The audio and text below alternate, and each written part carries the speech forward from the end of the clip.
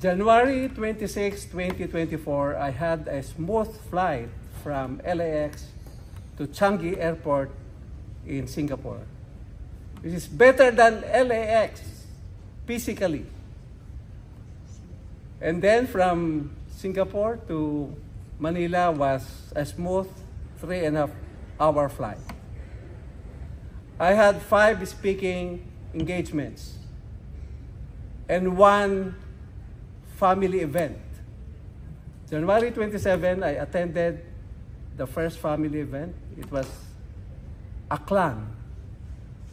The clan on my mother's side, the Mendoza side, for the first year death anniversary of the younger sister of my mother, my aunt who is next to my mother. It is an event where all members of the clan go to the house of the deceased family member to pray the whole day. So there was a feast. In Philippine culture, it's a feast. It's whole day eating. And for the first time, I met close relatives who I have not seen for decades.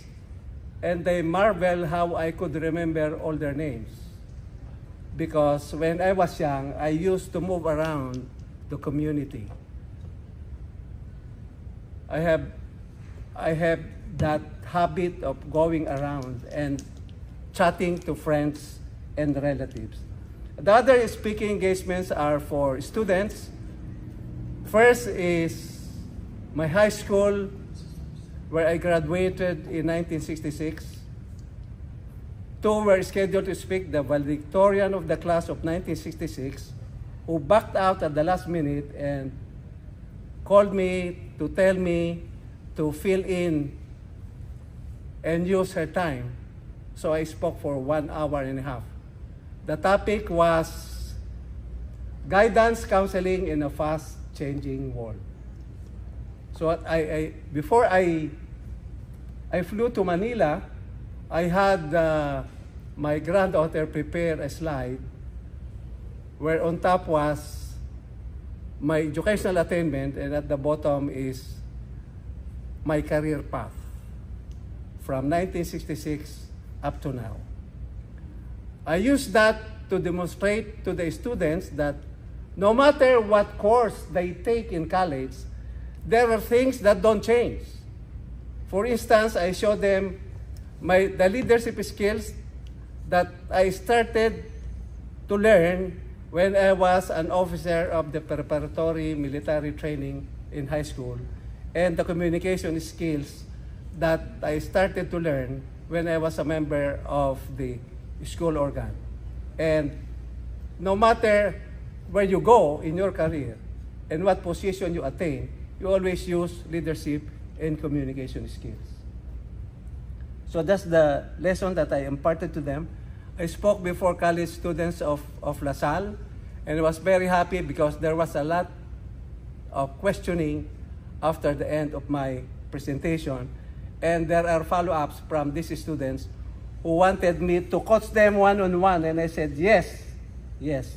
I also spoke before teachers. I gave a 4.5-minute inspirational speech revolving around the acronym teacher.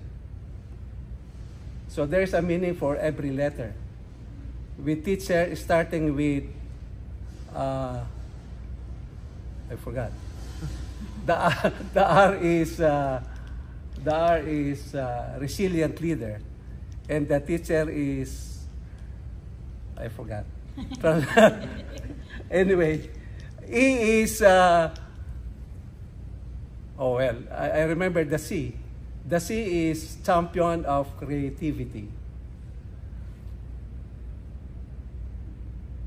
The T is, you see, it's I forgot the, anyway, and for a group of students from high school to college in 3 villages, they were gathered by the village leaders, and I spoke about, these are honor students, and I spoke extemporaneously on how to stay on top of their classes.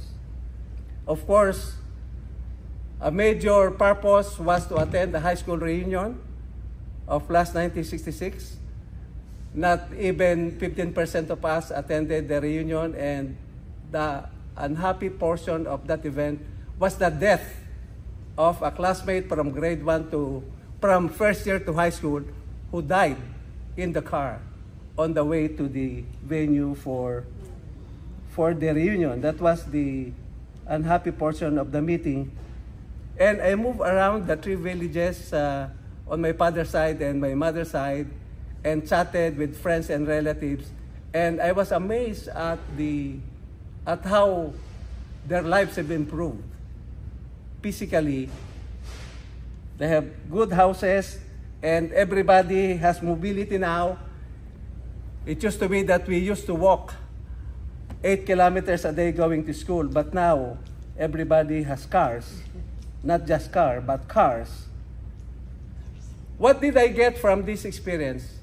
I was able to pay homage to my roots. I was able to renew friendship with childhood friends. I was able to reconnect with relatives who I have not seen for decades. And I was able to meet with contenders for mayors, who I was able to impress upon the importance of developing the town where I grew up, and I gave them ideas on some development projects, and I even volunteered to craft the campaign plan that one of them will have.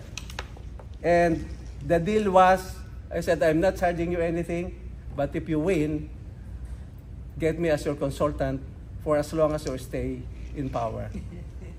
So that's my sentimental journey. I call it sentimental journey because I really stayed in these three villages for more than 2 weeks, because I immersed myself chatting and, remembering with them our younger days. Madam Toastmaster.